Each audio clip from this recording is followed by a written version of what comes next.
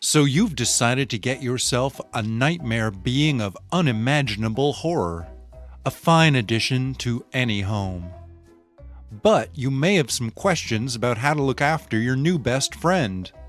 Hopefully, this fun, informative video will help you resolve some of your seemingly ceaseless wonderings. Food.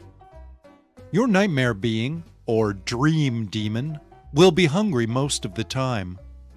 Just because it's hungry doesn't mean you have to feed it, but eventually you'll want it to consume something just to stop it from making that awful high-pitched rumbling sound like a bag of brittle baby bones has been thrown down a flight of marble stairs. But what will it eat? Most nightmare monsters can survive on a diet of dust, germs, and raw flesh. Their preferred beverage is sorrow, which can be obtained by collecting the tears of anyone who has been recently widowed. When it comes to raw flesh, don't think just any old meat will do. Your nightmare monster will primarily want to consume humans, the younger the better. If you have any toddlers around, watch their fingers and toes. Animal and bird meat can work as a substitute for human flesh, but only if you perform a number of specific rituals, including a period of cleansing and the imbuing of spiritual awareness. Cleaning. Your unimaginable horror will probably get pretty dirty and smelly. They like it that way.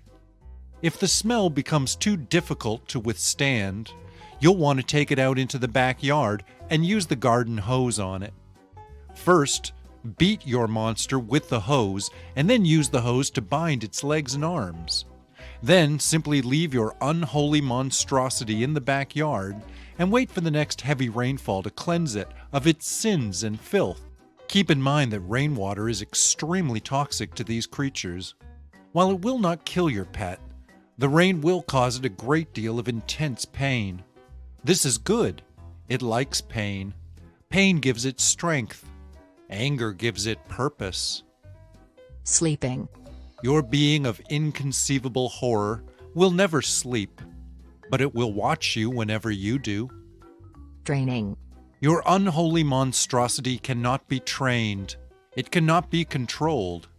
Someday, it will consume us all. Exercise.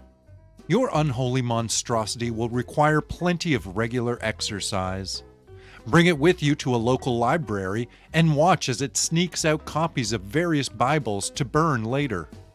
Or take it to a nearby park so it can stalk the little children, doing its best to imprint on them so they'll grow up to be terrible, cruel people and never know why. Most of these creatures love to jump and run and scream constantly, but a few like to lurk quietly in dark places and wait to be approached by innocent victims. If you have a lurker type, do your best to leave it in the shadows it prefers, and when you have need of it, coax it to you with songs from the Tibetan Book of the Dead. Your unholy monstrosity. It's more than a pet. It's a friend you'll have for the rest of your life, which will someday devour us all, including the sun and the universe itself, until we're all being held deep inside its belly.